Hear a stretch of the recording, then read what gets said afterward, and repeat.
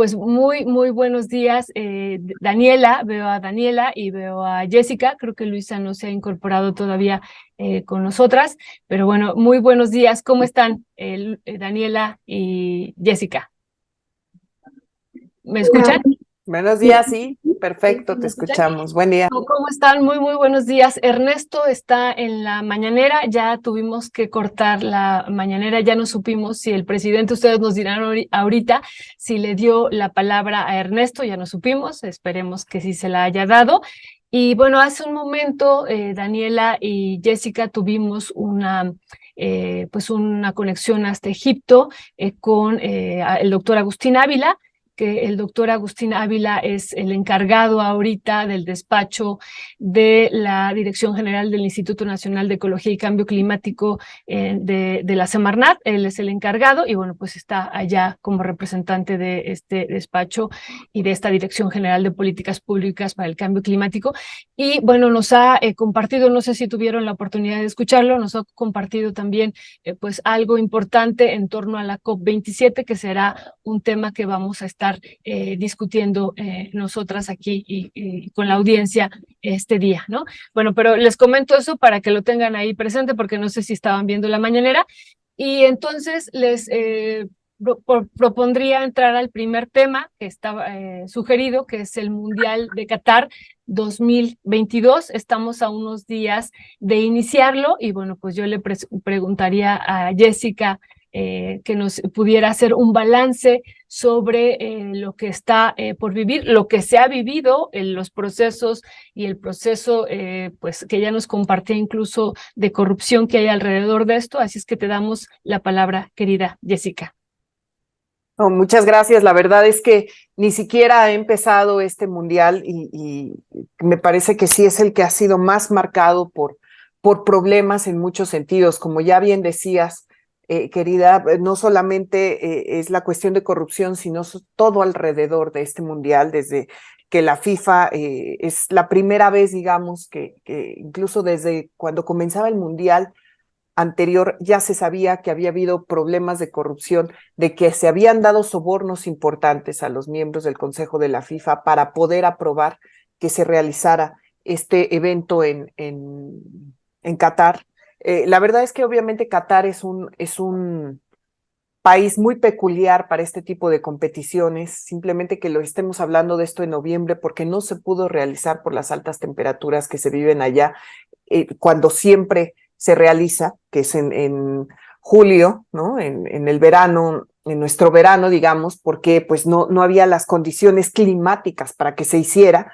Pues además eso ha cambiado no solamente las ligas de los partidos, incluso algunos ya comentaristas lo que aseguran es que este cambio y la manera en la que se interrumpieron los distintos ligas en varios países, eso va a repercutir en la manera en la que van a jugar los jugadores, pero la verdad es que es tremendo cuando uno revisa los datos más allá de lo que es el fútbol. Por ejemplo, yo quedé anonadada, no sé qué piensen las demás chicas, pero yo quedé anonadada cuando vi que había más de 6,500 albañiles que fallecieron en condiciones tremendas. Ese fue el último caso, en la última cifra que yo vi, quizá ahora ya haya más, construyendo estos estadios, ¿no? Que en realidad hay que recordar que ese país está gobernado por una familia real, ¿no? Que fueron de hecho los encargados, ¿no? De hacer toda esta red de sobornos a miembros clave dentro de la Federación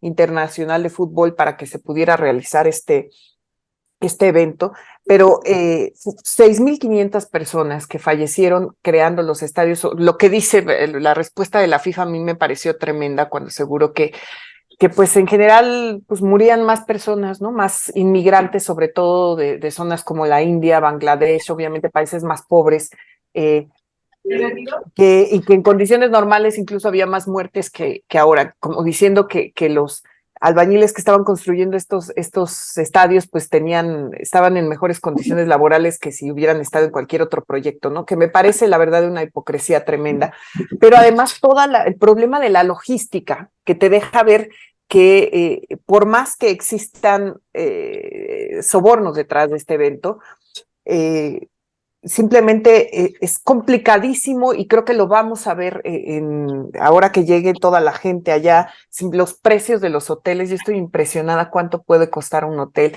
el traslado que tiene que haber de más, en algunos casos hasta más de una hora para que la gente pueda llegar a las ciudades, porque no hay una capacidad hotelera que pueda solventar toda la demanda que va a haber allí en Qatar de cuartos, ¿no? Lo que acaba de pasar con Budweiser, por ejemplo, que es una de las empresas patrocinadoras que le acaban de cambiar las reglas y que ahora supuestamente va a haber unas especies de islas a donde la gente sí va a poder tomar alcohol en un país donde no se toma alcohol por cuestiones religiosas. Entonces, a mí me parece que todos estos problemas de logística y te dejan ver que en realidad Qatar es una mala idea, ¿no? Por decirlo de alguna manera. Ya veremos a los jugadores cómo se desarrollan, y a mí lo que me apena muchísimo en este caso específico, porque creo que se ve como mucho más que en otros momentos, que no importa el fútbol, lo que importa es el negocio, y lo que importaba en ese momento para la FIFA era pues que tener el favor de la familia real catarí, y que ahora hemos visto, obviamente ya ustedes lo han visto en las últimas horas, que se ha vuelto viral este video donde está un periodista, un crew de la televisión danesa, donde no lo dejan trabajar y le piden identificaciones, porque en realidad pues no es precisamente un país libre, ¿no? En la situación, la violación a los derechos humanos, ¿no? Que simplemente Rob Stewart tampoco haya decidido, y muchos otros que hayan decidido no participar en ese evento porque están en contra de los derechos humanos que se cometen ahí. A mí eso es lo que, con el sabor que me quedo de Qatar, al principio. Habrá que ver qué pasa, ¿no? Ahora que comience el torneo propiamente, pero sí creo que es notable hasta dónde ha llegado el negocio, ¿no? Que la FIFA pues se haya tenido que hacer todo este entramado y que haya todos estos problemas, y que aún así pues no haya importado, porque yo estoy segura que lo previeron antes de que se aceptaran uno los sobornos, y que no eran las condiciones para tener un mundial, y aún así lo hicieron, ¿no? Básicamente es, entre otras cosas, lo que opino de Qatar. Pues Jessica, nos das un panorama muy, muy complicado, muy, pues nada esperanzador. Todavía no inicia, como tú dices, el mundial, y ya tenemos aquí una larga lista de algunas situaciones graves que hay que pues poner aquí y compartir con el auditorio. A lo mejor no todo el mundo está enterado, así es que muchas gracias por poner pues este foco en esto que está pasando. Pues ya también está con nosotras aquí Luisa, bienvenida, muy buenos días, Luisa, gracias por estar aquí. Y bueno, pasaríamos con Dani. Dani, pues también, ¿cuál es tu valoración sobre el mundial que aún no inicia y que bueno, pues incluso desde la sede, ¿no? De cómo se eligió la sede, hubo una situación ahí pues de sobornos, ya de corrupción, y luego esto que nos comparte el número de muertos, 6.500 de hombres que han estado pues en el proceso de construcción de los estadios, es realmente pues alarmante, ¿no? ¿Qué decir sobre esto, Dani? Gracias. Espero que me oigan bien porque pues me tuve que salir de mi casa. Sí, te escucho. Que siguen las obras y entonces me tuve que venir a un cafecito. Entonces me perdí lo que casi siempre trato de verlo desde el inicio del programa, y me perdí lo que decías de Agustín Ávila, que me interesaría mucho, Violeta, que nos hagas un resumencillo, porque es un tema central. Mucho de lo que ha pasado en la COP, que ya hablaremos ahorita, y que lo quiero ligar con este asunto del mundial, porque este mundial que para muchos se ha llamado como el mundial de la vergüenza, ¿no? El mundial de la deshumanización, porque está montado justo sobre trabajo esclavo, ¿no? De migrantes, que, bueno, en la historia es esta, ¿no? Que yo creo que ya muchos la conocen. En 2010 se determina que Qatar va a ser la sede del mundial. En 2015 arranca este escándalo que le llaman el FIFA Gate, porque se descubre que hubo sobornos. Pues empecé a investigar que hubo sobornos para que les dieran pues como que se les seleccionara a Qatar. De hecho, uno de los sancionados ahora es Platini. Porque es un país con una infraestructura muy chiquita, tiene 3 millones de habitantes o una cosa así, ¿no? Y a partir de 2015 para acá, pues hemos estado escuchando muchas cosas como de todo este asunto de la corrupción, el tema del trabajo esclavo, que ha sido muy documentado. No está tan claro el número, porque va desde el Estado, la cifra oficial de 3 migrantes muertos, hasta cifras mucho más grandes que han documentado algunos medios y Amnistía Internacional de el número de muertos extranjeros porque dicen, no están en la construcción, son extranjeros el número que se da, estas cifras que ha dado Amnistía Internacional entre 2010 y 2019, que era pues poco escandaloso, ya 4.000 personas muertas. Decían, no estaban en la construcción, pero pues es que 95% de los extranjeros que viven en Qatar se dedicaron, están dedicados son migrantes, y son migrantes que se han dedicado a la construcción de estos 8 estadios muy fastuosos en los últimos años, ¿no? Y en toda la infraestructura que se requiere. Y hay cosas que realmente son inaceptables, como este asunto de que los empleadores, se supone que este año ya no lo están haciendo, pero durante todo ese tiempo lo han hecho, les quitaban el pasaporte y no podían cambiarse de trabajo y no podían tampoco salir del país por una ley que hay de empleo allá para las personas migrantes. Entonces, para darles permiso de residencia, les retiraban los pasaportes y los tenían en condiciones prácticamente de esclavitud. Esa es una realidad, ¿no? Y luego aparte de la homofobia, por el tema sí de la religión y las cosas que se han expresado últimamente, por aquí tenía el dato, ¿no? Bueno, creo que ya el Emirato ya dijo que son 34 trabajadores fallecidos, ya aumentó de 3 a 34, pero de todas maneras está desproporcionado con lo que han documentado, sobre todo Amnistía Internacional y otras organizaciones, ¿no?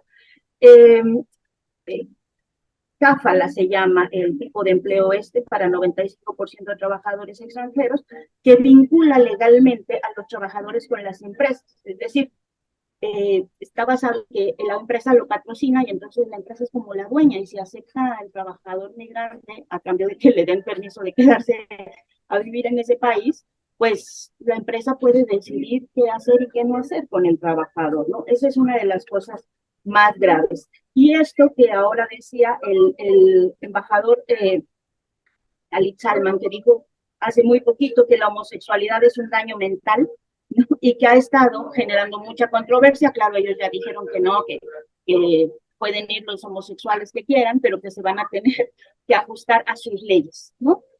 Porque pues en Qatar la homosexualidad no solo está prohibida, sino que puede ser pena de muerte, ¿no? Ese es el tipo, digamos, eso es sobre lo que está montado este mundial.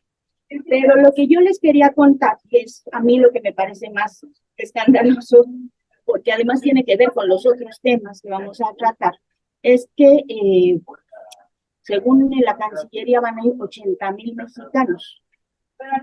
80,000 mexicanos. México está entre los 5 países que más boletos ha comprado. 2 de esos son países árabes, obviamente, y los otros son Estados Unidos y Inglaterra y México. Vean, ahí está, creo que les mandé una grafiquita ese era el corte que se había comprado hace años, ¿no? Y pues ahí está México. México muy arriba de Brasil, muy arriba de Argentina, que ahorita está con su crisis inflacionaria, y además con este detalle de que América Latina, pues es el país, es la región más desigual del planeta. Entonces, tenemos unos países que están lidiando fuertemente con el tema de la inflación. Cualquiera aquí que haya ido al mercado en los últimos meses puede saber cómo están los precios y lo que cuesta, pues, medio sobrevivir con los sueldos que tenemos, a pesar de que haya programas sociales y todo, que hayamos tenido una serie de elementos de contención en la crisis económica, pero que haya 80,000 mexicanos. Hablaban ahora de si eran 80,000 o 100,000, muchos de los que participaron en la marcha. Bueno, pues una cantidad así se va a gastar. Fíjense nada más, el boleto de está Te estamos perdiendo, Daniela. Sí, ¿ya me escuchan? Sí, te escuchamos. De repente se corta, pero sí, adelante, gracias. No, les decía, la noche de hotel más, en el avión de ida y vuelta está entre 35 y 40,000 pesos. La noche de hotel más barata en 3,000, la más barata, porque hay unas de 22,000. Háganle la suma de 7 días o 14 días. Luego, pues la comida, había quienes hacían, en páginas deportivas hacían un resumen de que por una semana te podías gastar unos 15,000 pesos de comidas, más los transportes. Entonces estamos haciendo más o menos, si nos vamos moderados, una cuenta de que 80,000 mexicanos pueden ir a un mundial a gastarse 100,000 pesos, que tiene que ver, y por eso lo digo, porque tiene que ver con esto que vamos a platicar de las desigualdades tan tremendas que hay en un país como México, que puede estar en esa lista de los 5 que compran más boletos del mundial, y al mismo tiempo pues tener las carencias que tenemos, ¿no?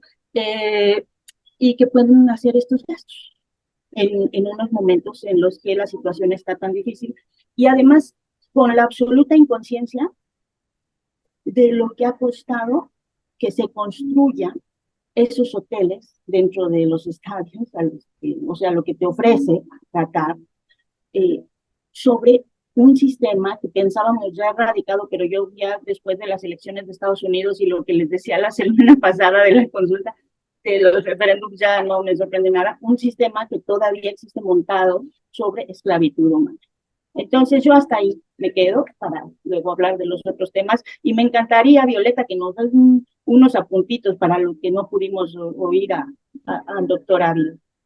Sí, muchas gracias, Dani. Sí, con todo gusto ahorita lo hacemos. Y bueno, una situación que tú estás poniendo aquí, esto del trabajo esclavo, de los migrantes que están construyendo, y de esto que ya decía también Jessica, ¿no? De cómo pues finalmente se elige por sobornos esta sede, y bueno, pues muchas otras cosas que estás poniendo aquí también en la mira, y quiénes participan, ya hablando del caso mexicano, quiénes participan de México en este mundial, la cantidad de población, y como tú dices, pues población de México, pues que lleva recursos y que es una parte, ¿no? Que decimos que de este país, pues que tiene esa posibilidad, pero una inmensa mayoría, millones y millones, pues no tenemos esa posibilidad de estar allá, ¿no? Entonces también eso lo vamos a ligar con el otro tema, así es que muchas gracias, Dani, y le damos la palabra a Luisa. Luisa, también, ¿cuál sería tu balance, tu valoración sobre este mundial que estamos por iniciar en unos cuantos días, Luisa? Muchas gracias. Perdón que me conecté un poquito tarde. También no sé si ya hicieron algo de recuento. Yo creo que hay, digamos, mucha atención en este momento. Voy a decir algo poco popular, porque es un país árabe y porque hubo una investigación desde el FBI, que es Estados Unidos. Pero si hacemos un recuento hacia atrás de la FIFA y el actuar de la FIFA, en realidad siempre los mundiales están manchados de sangre de alguna manera, ¿no? Y siempre sus presidentes han sido electos con sobornos, con alianzas con grandes marcas deportivas o televisoras para llevar ayuda a los países pobres en los continentes pobres y que voten, porque ahí sí, pues todos los votos cuentan, por cierto presidente o por cierta sede, ¿no? Entonces creo que justo más bien es la marca de la casa, este cochinero que estamos viendo, y esto solo es como el hipercapitalismo, ¿no? Cruzándose, digamos, con el deporte. Quiero decir que la FIFA, digamos, entre protectorados, territorios, países y demás, tiene más federaciones aliadas que la ONU países. O sea, es una asamblea de más de 200 integrantes, ¿no? Gigantesca. Y desde que empezaron los mundiales ha tenido este sello como de aliarse con los malos. Por hacer un breve recuento, en Italia en 1934, el entonces presidente de la FIFA, el francés Jules Rimet, se sentó junto a Benito Mussolini. En 1950 se llevó a cabo en el Brasil de Getúlio Vargas. En 1970 y 1986 en México, México del 68 y post-terremoto, porque urgía mandar como una imagen distinta de nuestro país, ¿no? En 1978, el presidente de la FIFA, Joao Havelange, inauguró, digamos, el partido inaugural del Mundial de Argentina, sentado junto al teniente general José Rafael Videla, ¿no? Bueno, o sea, nos podemos ir así a un montón de ejemplos de momentos terribles en los que la FIFA, insisto, ha servido para lavarle la cara al país anfitrión o a sus intereses económicos. Entonces creo que, digamos, sí hay mucha jiribilla en este mundial, pero es, insisto, la historia general de cómo ha operado esta federación, que es sin fines de lucro, pero en realidad es mucho más rica que, de hecho, muchos países juntos y sumados, ¿no? No sé, digo, supongo que ya decían estos datos, me conecté un poquito tarde, pero bueno, Jessica decía este recuento que se ha hecho de muertes. Hay que decir que esto ha pasado una década, o sea, las construcciones, porque como es un país con nulo pasado futbolero, pues se tuvo que literalmente construir absolutamente todo, ¿no? Desde los 8 estadios hasta el aeropuerto, el metro y todo para poder albergar este torneo. Y entonces, pues obviamente se ha requerido mucha mano de obra. Estas denuncias de los trabajadores que han estado muriendo, decían más de 6,000, son 12 por semana desde el 2010. O sea, hay una década de esta denuncia sin que absolutamente nadie haya hecho nada y todas estas personas mexicanas hayan comprado su boleto para ir, ¿no? Entonces, bueno, pues solo decir que creo que más bien es así la cúspide de un negocio espantoso que empezó, o sea, el fútbol es uno de los deportes como menos elitistas y por eso a tanta gente le gusta y tiene tantos aficionados y aficionadas en el mundo. Puedes jugar literalmente con una lata en la calle, pero eso ya quedó atrás, ¿no? Hace muchas décadas y esto es otra cosa. Esto que estamos viendo hoy es como el juego fuera de la cancha y el juego fuera de la cancha de estos días se llaman petrodólares, ¿no? Son estos equipos que tienen como dueño, y se ven sus playeras cada vez más, a una empresa petrolera del Medio Oriente, y por eso estamos viendo que ahora es el Mundial en Qatar, ¿no? Y que equipos como el PSG o el Manchester City así tienen más dinero que cualquiera, el gas y el petróleo, y justo es muy conveniente que lo diga, que decía Dani, que se puede ligar con la COP, pues son obviamente los negocios del presente y del futuro, y obviamente están abarcando todo lo posible, incluido el fútbol. Entonces creo que es más bien una federación horrible que está en un momento horrible de como, pues sí, hipercapitalismo de nuestra tierra. Y es como muy, bueno, no sé, muy triste porque justo el fútbol también tiene estas grandes historias muy inspiracionales, ¿no? De niños que empezaron literalmente con los zapatos rotos y pues que cambiaron el destino de países enfrentando a gigantes. Digo, como que hay tantos momentos bonitos en el fútbol que se terminan opacando porque como siempre quien lo organiza es un magnate de los negocios. Y ahí pues nada más decir, los derechos de transmisión, las grandes televisoras, ¿no? Todos los actores cuentan. En nuestro país, bueno, la historia de los mundiales no se puede contar sin Televisa. Y eso es algo de lo que se habla poco normalmente, ¿no? Porque nos sigue ganando pues esta pasión o esta afición. Y además pues terrible, porque ya habló Dani de los jugadores, perdón, las personas que van como afición, pero no hemos hablado de la selección, ¿no? Que también es un tema que, digamos, la convocatoria tiene a todo México bastante indignada. Y pues no sé, como que hay un desencanto muy fuerte este año. Ojalá que esta indignación, digamos, y toda esta información que está saliendo, además por montones, digo, aprovechando el comercial, estos datos que yo les decía los saqué de un podcast muy padre que se llama Dinero Mata Balón y justo habla de la historia de la FIFA. Y bueno, son un montón de temporadas, pero entre estos cuenta justo cómo el dinero se robó como los sueños de las niñas y los niños. Entonces, entre eso y como nuestra selección tan desencantada este año, pues yo la verdad es que, bueno, y que obviamente es en la época de Navidad, ¿no? Y nos movió los calendarios a todos. La verdad es que veo un mundial como muy distinto y sí, anímicamente como chafa, ¿no? Apagado. Creo que hay más críticas en este momento que esa emoción que siempre habíamos sentido antes de que empezara. Pues muchas gracias, Luisa. Entonces, esto, dinero mata balón. Y bueno, también estás Perdón hablando. el comercial. Sí, no, muy bien para incluso buscarlo más adelante. Datos muy importantes e interesantes los que das, Luisa. Y bueno, pues le preguntaría a Jessie si quiere agregar algo más sobre este tema que da para muchísimo, o pasamos también al siguiente, Jessica. No, pasemos al siguiente.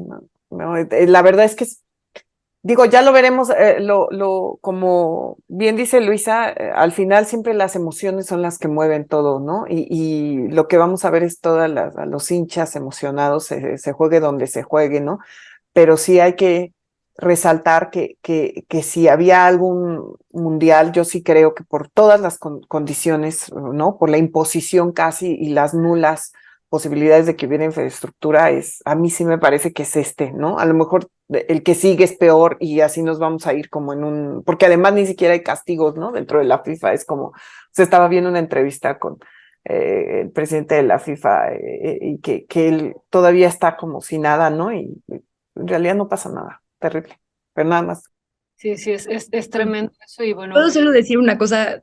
adelante, adelante, adelante, Luisa, claro. Se sintió muy bonito por primera vez en estos comerciales de las marcas ver a las mujeres, ¿no? O sea, que empieza un comercial con Ronaldinho y con estas leyendas y de repente Alex Morgan cruza el partido, sí es un cambio que yo aplaudiría. La verdad es que justo ahora que decíamos de los aficionados y las aficionadas, sí como la atención, digo, que se han ganado, ¿no? Con sangre y esfuerzo las mujeres, es algo que también creo que va a jugar ahora un poco más. Entonces, ojalá esa parte sí evolucione porque además justo ellas han cambiado condiciones internas con sus peleas. Entonces, como siempre, quizá las mujeres hagamos una diferencia. Sí, sí, sí, pues ese también es un muy buen punto y una pregunta que se quedará, ¿no? De si realmente podemos como humanidad vivir otra relación, no únicamente de negocio en un mundial, si eso es posible y bueno, pues creo que tendremos que irlo pensando y cómo tendría que irse perfilando una nueva estrategia, un nuevo camino que pudiera pues sacar este negocio. Me van a decir varios pues que es ingenuo de mi parte porque finalmente está cruzado todo por el negocio, pero bueno, no hay que perder esta esperanza de que vivir otra forma el mundial, ¿no? Los mundiales hacia futuro. Pues Jessica, si no quiere agregar algo más, Dani, porque también, ¿no? Yo Bueno. creo, porque además creo que tenemos, Luisa y Jessica tienen cosas, entonces creo que hay que avanzar, porque los otros temas son realmente relevantes y están conectados además con esto que dice Luisa del hipercapitalismo que estamos viviendo y de cómo se robó, cómo el dinero se robó a los sueños. A eso me pareció maravilloso el título del libro, vamos a patentarlo, ¿no? Porque creo que es lo que liga a todo. Así es, esto del dinero mata balón y esto de se robó los sueños, sí, excelente.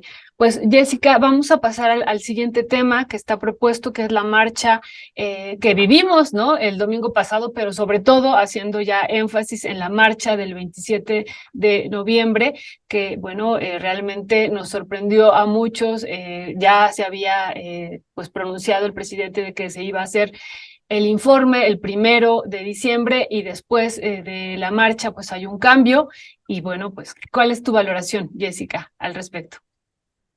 Pues mira, la verdad es que la llamada a la marcha del próximo 27 de noviembre a mí me parece que en realidad es una respuesta que no asombra, porque al presidente López Obrador yo creo que no se esperaba al menos la convocatoria que tuvo la marcha de defensa del INE, ¿no? Como así se presentó.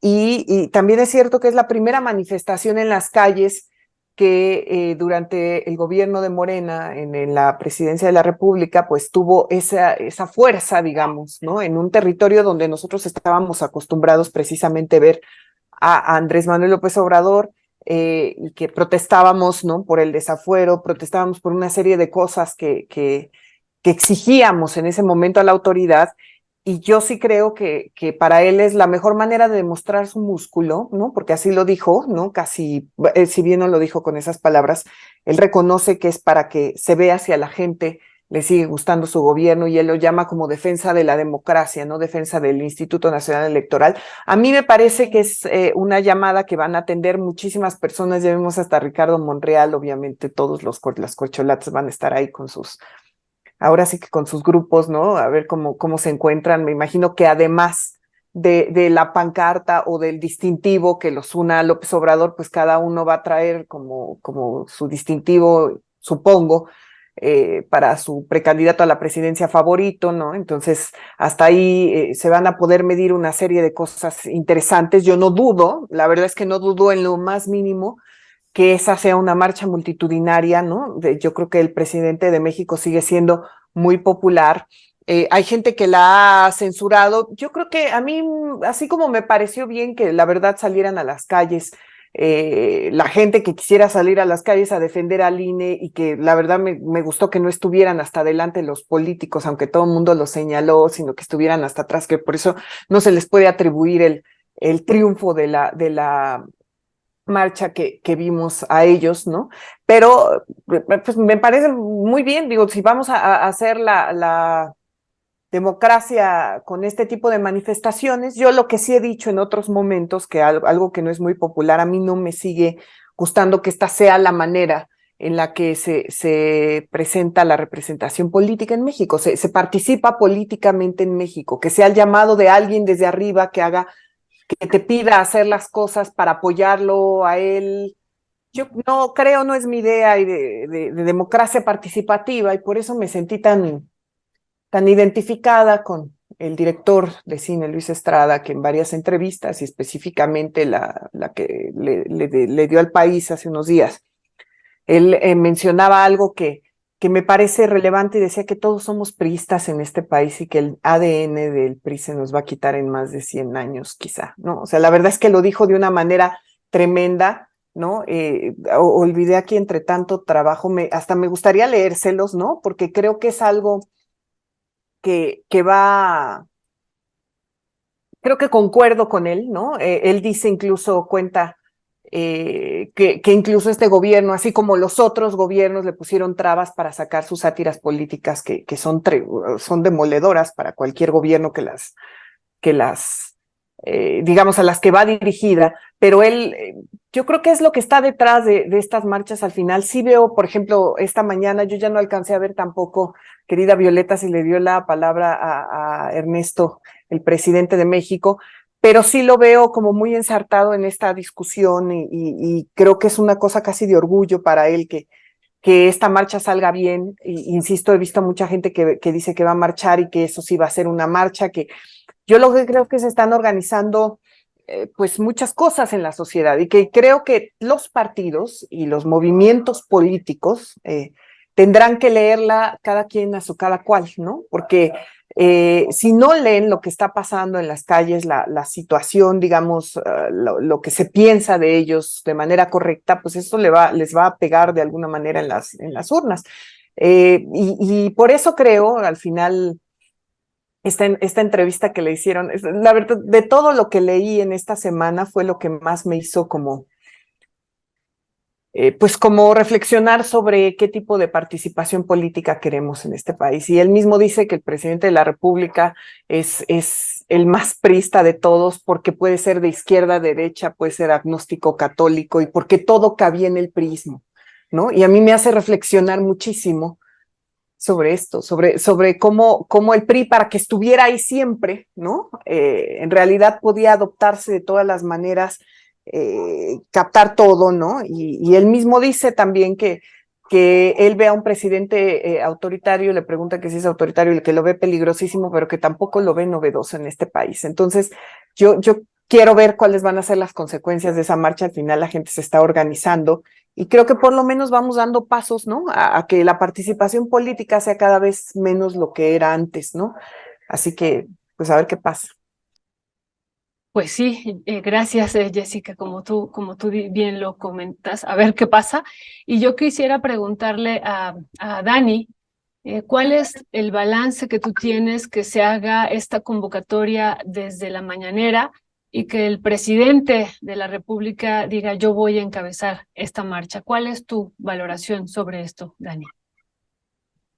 Fíjate que ayer que lo dijo, yo estaba viendo el libro de pie de página, cuando Arturo puso esto, que iba a tocarlo, y estaba desayunando con un amigo, que le dije, oh, López Obrador va a encabezar la marcha, la nueva marcha, y me decía, y Jesús habló y se abrieron se abrió el agua, ¿no? El mar, ¿no? Porque es esto, o sea, va él encabezando, y creo que esa es la reacción de mucha gente en principio. Pero yo creo, y voy a estar en desacuerdo un poco con Jessica, porque creo que hay que hacer un análisis no solo local, sino global, incluso histórico. Y creo que lo que está haciendo es echar su resto. Algo que alguna vez Fernando Buenavaz me explicaba, que era esto de el planteamiento de encontrar el punto de no retorno. Es decir, y voy a tratar de explicarme brevemente, porque lo he estado pensando mucho y porque está ligado con el tipo de país que somos. La 4T no es un gobierno. La 4T una idea, un sueño que tuvo alguna vez un señor llamado Andrés Manuel López Obrador y que ha trabajado durante muchísimos años, lo ha estado pensando 20 años y lo ha puesto no sé en cuántos libros. Y es esa idea, ¿no? De un país menos desigual. Es una idea, ¿no? Que no está concretada, por supuesto, y ni siquiera estamos en el inicio porque ha tenido tantas dificultades, que también podemos hablar de esas, y que él mismo ha dicho, llegar a un punto en el que no se puedan revertir los cambios que está tratando de impulsar su gobierno. Ese es como la aspiración. ¿Y qué va a hacer ahorita en los próximos 2 años? Echarle el acelerador. Eso es para mí es la señal de que va a meterle el acelerador en la recta final y pobrecitos de nosotros periodistas que luego estamos tratando de entender que si la nueva escuela mexicana y que si todas las cosas que se están haciendo y que no te da tiempo porque es una y otra y otra y otra cosa de cosas que se han ido moviendo. Pero lo que va a hacer es echar eso. ¿Por qué? Porque necesita conseguir esto, conseguir que las cosas que empezó a moverse tengan algún tipo de continuidad. Y no está fácil que tengan ese tipo de continuidad. Ahora les voy a platicar lo que yo pienso de eso, pero está ligado, y por eso decía hay que verlo más global, porque justamente lo que decía Luisa hace un rato, del petróleo, el gas, los petrodólares, hay que recordar dónde encontró José Ignacio de Alba al expresidente Felipe Calderón en la COP de hace 4 años, y era en el área árabe de los negocios de los petroleros, haciendo lobby con ellos, ¿no? ¿Qué se está jugando no solo en México, sino en la región, en el mundo?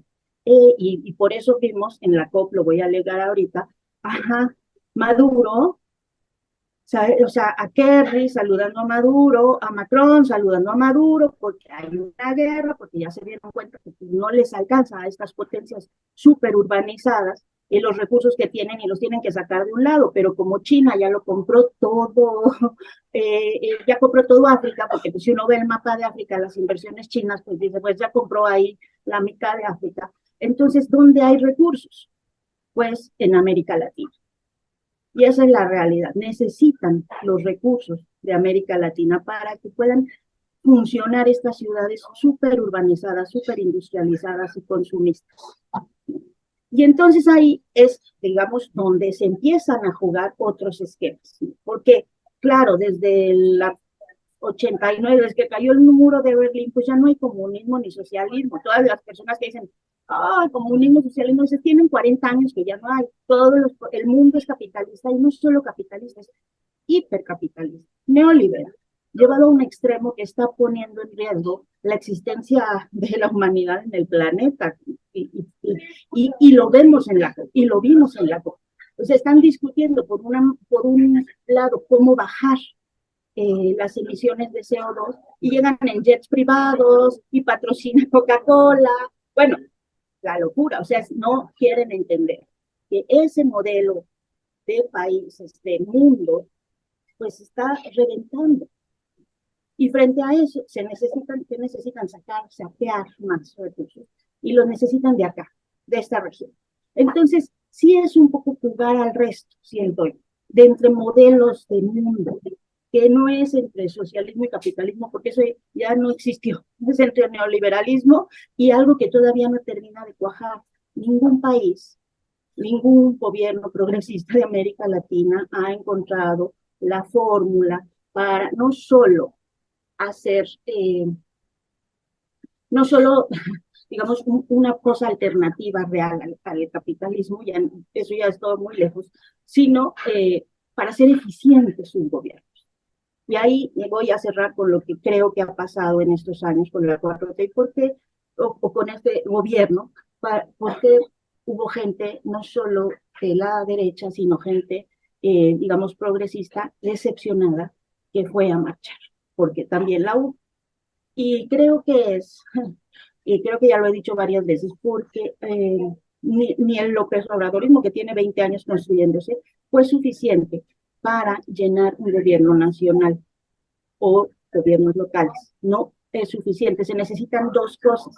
Ayer lo platicaba con gente de Colombia. porque Petro tuvo ayer su protesta, su marcha, y han tenido sus propios problemas de sus 3 primeros meses de gobierno. No alcanza para llenar los cuadros, y no alcanza porque necesitaban que tuvieran conocimientos técnicos y un compromiso. Y entonces hay gente que tiene compromiso y no conocimientos técnicos, y hay gente que tiene conocimientos técnicos pero no suficiente compromiso. Y entonces, pues lo que tenemos es un gobierno que funciona, digamos, el 30% de lo que nos prometió. El problema que tenemos es que los que vienen después, pues yo creo que están como todavía al 15% y la oposición está al 0 o al menos 10, ¿no? Entonces, ¿por qué? Porque tenemos países que están súper oprimidos, despojados, una tras otra, tras otra, tras otra. ¿Por qué no tenemos cuadros suficientes para llenar eso? Vamos, estamos en un país que solo el 17% de la población llega a la universidad, y de ese 17% solo el 20% termina. Y esa parte, uno llega a la maestría o al doctorado, ¿no? O sea, entonces, pues, ¿cómo vamos a tener conocimientos técnicos suficientes para llenar además unas estructuras que se han diseñado para que nadie les entienda? Violeta, te agradezco mucho que nos alegres la vida desglosándonos el presupuesto, porque están hechos para que nadie les entienda, para que ningún ciudadano normal lo haga, ¿no? Pues ya con eso cierro, porque creo que todo está ligado y creo que hace bien. La verdad, yo sí creo que hace bien en echar ese resto. No va a ser suficiente, va a quedarnos a deber al final de sexenio. Debo decirle a quienes creen que va a poder, no, van a faltar muchas cosas, y va a faltar mucha voluntad que desgraciadamente en nuestra clase política, incluida la de Morena, no se está viendo. Muchas gracias a ti, querida Dani, por esta reflexión tan profunda que estás haciendo. Y bueno, sabemos que Luisa se tiene que ir, entonces pasamos con ella para que nos haga también el balance, y si ella pudiera pues ligar estos dos temas de la marcha del 27, marcha que está por venir, esta marcha que se ha llamado la Marcha de los Ardidos. No sé si han visto que ha sido tendencia, ¿no? Trending topic, lleva ya más de 20 y tantas horas pues nombre, ¿no? de esta marcha, y si pudieras también pues agregar algo de la COP27 como parte del cierre. Vas a decir que no quiero nada, ¿verdad? Pero bueno, si pudieras, en lo que te dé tiempo, querida, únicamente. Mil gracias, Violeta. Pues voy a aplicar la de suscribo todo lo que dijo Daniela, porque no lo puedo decir mejor, la verdad. Pues solo digamos, mi lectura, no sé si quizá tenga un poco de sesgo. Yo creo que sí hay algo del ego herido del presidente, o no sé si ego o demostración de fuerza, pero también me parece muy importante decir que el presidente ha marchado, como decíamos, décadas, ¿no? Que de repente ahora la oposición haya marchado una vez y crea que cualquier otra marcha que pase en este contexto es una respuesta, pues digo, él lo ha venido haciendo, creo que sí, anualmente, y los espacios públicos son lo suyo, ¿no? Fue el primero, ahora ya también Ricardo Anaya, pero en recorrer todos los municipios, en tomar plazas públicas. O sea, la verdad es que sí es un poco la marca del presidente, ¿no? De repente que digan que es una respuesta, me parece darle demasiada importancia a lo que pasó, sin restarle importancia a las legítimas quejas de quienes quizá ahí tenían descontento, ¿no? No se la daría a todas las personas. Sí, el Bester o algunos personajes, pues no, pero bueno, creo que hay gente, como decía Dani ahorita, con muchas quejas auténticas que salió a marchar en todo su derecho, pero bueno, pensar que algo que el presidente ha venido haciendo 2 décadas es una respuesta, pues sí, creo que me parece como justo más bien una guerra de narrativas. Ahí, aprovechando que estamos hablando de marchas, solo quería decir en todo este conecte que estamos haciendo de desigualdades y el mundo, que justo hoy hay una marcha que entre estas 2 gigantes marchas ha pasado desapercibida, pero que es muy importante, que es una marcha convocada afuera de la CEDUBI, y es por el derecho a la vivienda. Por ahí la cuenta de Gatitos contra la Desigualdad daba unos datos que a mí me parecieron espeluznantes. Digo, no porque me atañen directamente, pero un poco sí por eso. El 50% de la vivienda aquí en la zona metropolitana cuesta más de 3.2 millones de pesos. Menos del 1% de las personas jóvenes podría pagar este crédito. O sea, básicamente ya mi generación nunca va a tener vivienda, o bueno, solo las personas más ricas, ¿no? En los últimos 17 años el precio promedio de la vivienda aumentó en más de 250% y el poder adquisitivo bajó en 50%. Es decir, las personas nos estamos haciendo cada vez más pobres y digamos, especulaciones y movidas como los cárteles inmobiliarios se están haciendo cada vez más ricos. Además, muchos con estas inversiones extranjeras, ¿no? España está lidiando muy fuerte con el tema de justo inversores chinos, digo, no porque importe la nacionalidad, pero porque justo son estos transnacionales con los que nadie puede competir. Ahorita está muy en boga el tema Airbnb aquí en nuestro país por esta alianza sin explicación que hizo Claudia Sheinbaum. Entonces, bueno, creo que en todas las marchas políticas, digamos, esta es la marcha más política que más nos debería de importar y es hoy a las 5.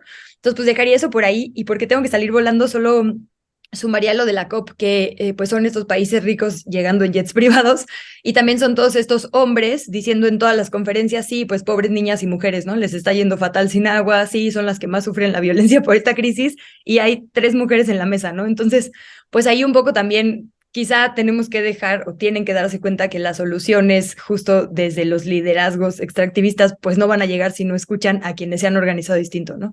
Entonces pues solo dejaría eso por ahí, y sí voy a aprovechar para despedirme porque sí tengo un traslado que hacer y si no, no voy a llegar, pero pues muchas gracias por esta mesa además de puras mujeres. Siempre es padre con Ernesto, pero es muy lindo estar entre nosotras. Muchas gracias a ti, querida Luisa, que todo vaya muy, muy bien. Te mandamos un abrazo enorme y nos estamos hablando y encontrando el próximo jueves. Lindo día. Gracias. Gracias a ti. Pues bueno, siguiendo con el tema, Jessy, si tú quieres agregar algo más de este tema, incluso, bueno, o pasar ya al tema de la COP27, que ya en parte se ha estado tocando, pero hay algo que decía ahorita Dani, que a mí me parece también importante reflexionarlo, esto que ella decía ahorita, de que, bueno, hubo hombres y mujeres progresistas que también fueron a la marcha del pasado domingo. Incluso, bueno, aquí tuvimos a uno de los compañeros colaboradores de este espacio que también tuvo una intervención el sábado en este programa especial que hicimos sobre la marcha del INE, y él decía que pues, también algo parecido a lo que está ahorita comentando Daniela, y que bueno, yo haré referencia a lo que ella dice, ¿no? De que el gobierno de López Obrador no es suficiente, no alcanza, que hay algunos elementos ahí que pues no todo mundo comparte. Y bueno, yo también me he estado preguntando qué tanto también estamos demandando y reclamando. Sé que hay cosas que se deben y se tienen que atender, como lo que ya decía ahorita Dani, muy, muy importante, pero qué tanto también como ciudadanía, que es algo que yo te quiero preguntar, reclamamos ya cosas inherentes del propio régimen de acumulación en el que estamos inmersos, ¿no? Por ejemplo, este crecimiento de la desigualdad, ¿no? Que pues no es una cosa que va en aumento, incluso, bueno, ya hacía referencia Dani a América Latina como la región más desigual, y bueno, hoy los que vemos en Qatar, pues son los hombres que concentran una parte importante de la riqueza aquí en México, y bueno, y esta desigualdad no se detiene, pero es una cuestión inherente al sistema. Si le entendemos así, pero se la achacamos a él, o la situación de pobreza o desempleo. ¿Qué decir sobre esto, Jessy?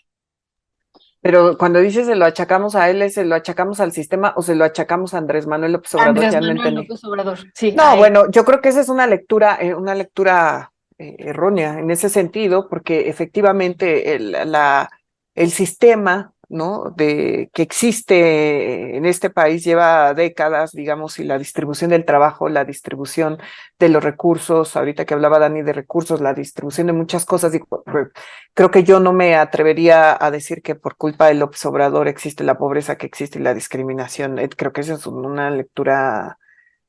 Podemos hablar a lo mejor que quizá con la transferencia de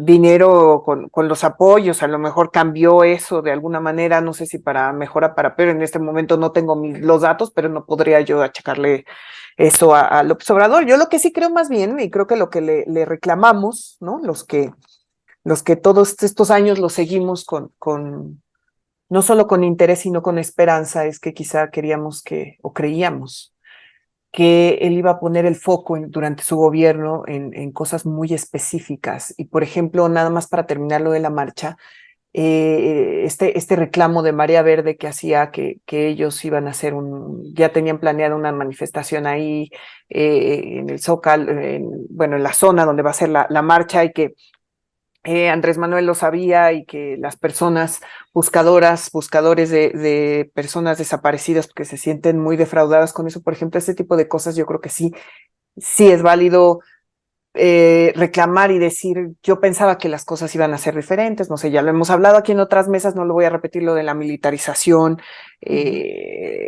digamos, el apoyo a ciertas personas dentro de su gobierno que no son lo que nosotros creímos que Andrés Manuel López Obrador iba a representar, por ejemplo, ese tipo de cosas. En el caso de la reforma electoral, no sé, que se hable de la lista nominal de electores y no se sepa, por ejemplo, en la propuesta del presidente López Obrador qué va a pasar con el padrón electoral. Una serie de cosas muy específicas que yo creo que, digamos, que dan fuerza, de alguna manera, a las expresiones de rechazo al gobierno que vienen de personas que alguna vez lo apoyamos con toda la sinceridad y que ahora en este momento decidieron marchar, por ejemplo, en la marcha del INE, ¿no? Y que yo estoy convencida que no están tampoco relacionadas con Claudio X González ni con los partidos ahí que estaban. Creo que es otra cosa. Por eso me refería en mi comentario a que tenían que leer, ¿no? Creo que cada movimiento político, cada partido, lo que le toca, ¿no? A eso yo no sé, obviamente creo que no pensábamos que López Obrador fuera a cambiar el mundo, ni mucho menos, y quien lo piensa así me parece que es más bien porque no quería que cambiara nada, ¿no? La persona que cree eso, ¿no? Yo por ese lado, un poco respondiendo en lo que me dices tú, Violeta, y sobre esta cumbre del G20 y estas grandes cumbres, ¿no? A mí me llama la atención nada más que, por ejemplo, yo lo que más se sabe de ese tipo de la última, ¿no? De cómo le reclamó Xi Jinping a Trudeau que hubiera filtrado una de sus conversaciones a la prensa. Ese tipo de cosas, para eso son lo que nos sirven, creo, a las personas de a pie, ese tipo de reuniones. Y la verdad es una pena porque se han convertido solamente como en un escaparate para ahora, ¿no? Que la bandera es que paren la guerra en Ucrania y que eso es como la gran bandera que todos arropan, específicamente en la última reunión. A mí sí me parece, y concuerdo con Luisa, que más bien las respuestas no van a venir desde los liderazgos, sino van a ser otro tipo de movimientos los que van a poder lograr cambios en distintas cosas, ¿no? O sea, a mí siempre me quedo como con, no mal sabor de boca, pero en realidad yo sí preguntaría más bien, ¿sirven esas reuniones? Me parece que no, ¿no? Ya Dani nos dirá su punto de vista. Sí, pues ya ha planteado una pregunta interesante, Jessy, Dani, sobre ¿sirven esas reuniones? ¿No? Ahorita que hablábamos en particular de la COP17 con Agustín, pues él nos decía con Agustín Ávila, con el doctor Agustín Ávila, que pues es el representante pues de este Instituto de Cambio Climático en México, es el encargado, y él nos decía que hay una situación muy grave que se está viviendo y que se está expresando allá ahorita en Egipto. Él nos tomó la llamada desde Egipto y lo ligó también con la situación de negocios que él ve, ¿no? Con esto que ya ustedes decían, dice él, yo percibo aquí que es un encuentro de negocios y que, bueno, en el fondo está finalmente este patrón de acumulación en el que estamos inmersos.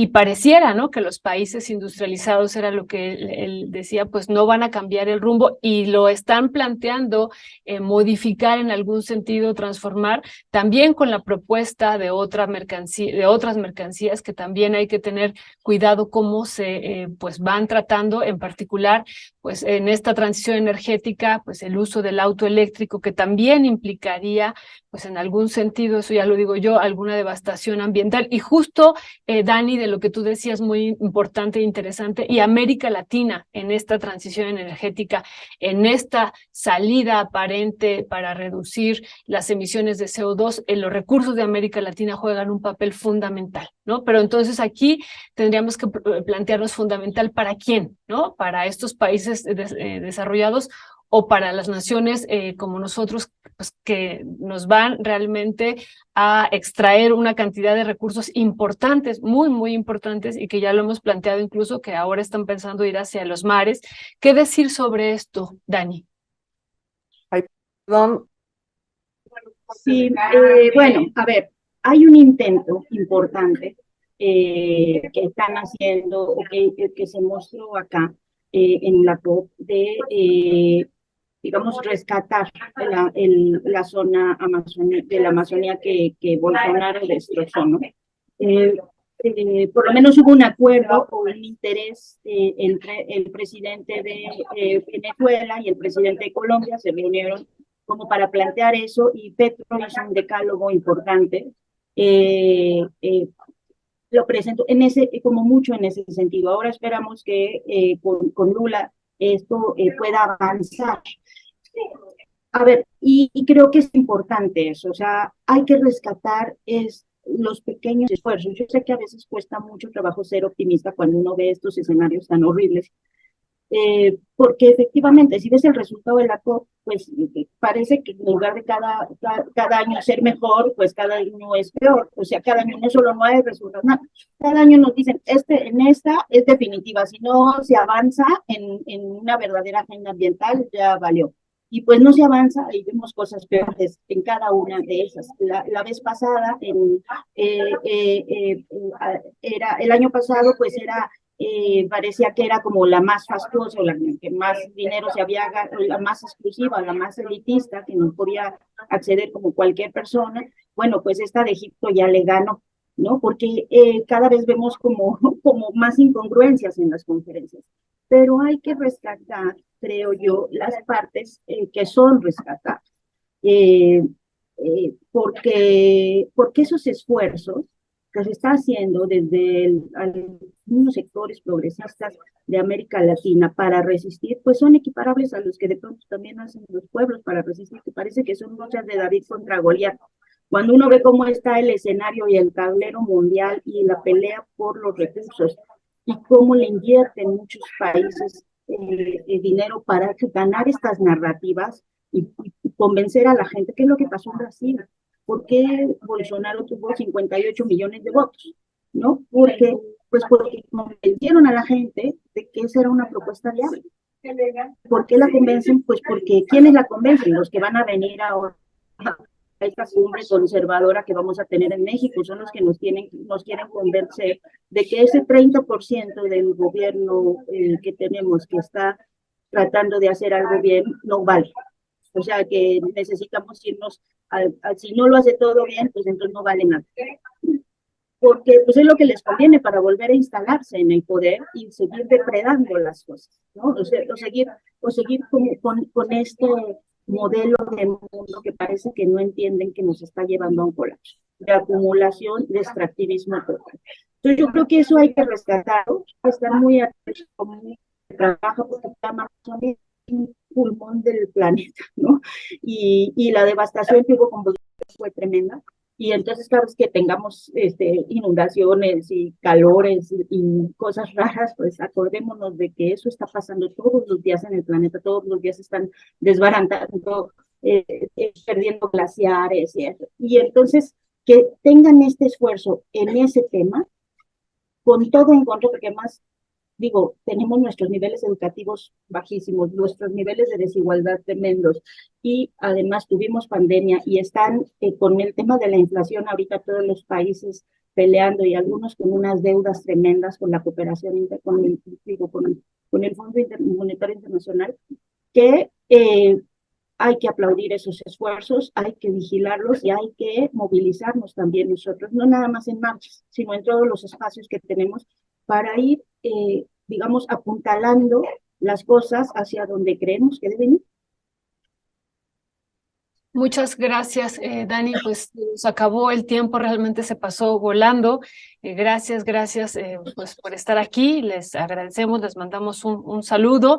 Y bueno, pues Ernesto no se pudo incorporar, yo creo que debe de venir en camino. Ya no supimos ninguna de las tres y creo que tampoco Luisa sí pudo intervenir en la mañanera. Ya nos dirá en unos minutos él cuando esté por aquí. Y pues les enviamos un saludo y estamos en comunicación. Nos encontramos el próximo jueves. Y gracias por la reflexión y sobre todo esto que también decías, Dani, con eso cierro, esta esperanza que nos dio la participación de Lula, ¿no? Planteando pues que hay que modificar este régimen extractivista porque si no el planeta realmente no tiene futuro. Así es que pues con eso cerramos y gracias y lindo día. Oye, solo quiero recordarles una cosa porque tenemos dos eventos importantes, bueno, aparte de la tertulia que van a tener en Rompeviento, nosotros el domingo, el jueves próximo tenemos nuestra tertulia de cada mes, que va a estar dedicada, como ya vienen épocas amorosas de diciembre, pues a cómo nos queremos bonito, ¿no? Cómo establecemos relaciones sanas en estas épocas en las que es muy fácil enojarse. Y el domingo, un conversatorio bien importante que vamos a tener en la librería La Polilla, que está en la colonia Roma, sobre que va a estar Ingrid y que va a estar Jacaranda y que va a estar Gabriela Jauregui, sobre el tema de la cancelación o no cancelación de libertad de expresión, la libertad editorial, con el tema de cuando se trata de discursos de odio, y creo que eso es bien importante que entremos a esa reflexión, aunque a veces pueda parecer temas escabrosos. Ya, les mando muchos besos, porque ahora sí creo que nos dejaron solas, Violeta. Sí, Dani, así es. No, pues yo también les mando muchos besos y abrazos y ya estaba en pantalla el cartel del día domingo. Así es que muchas gracias y más adelante compartimos también el del día jueves de la tertuliana. Muchísimas gracias. Lindo día a ambas.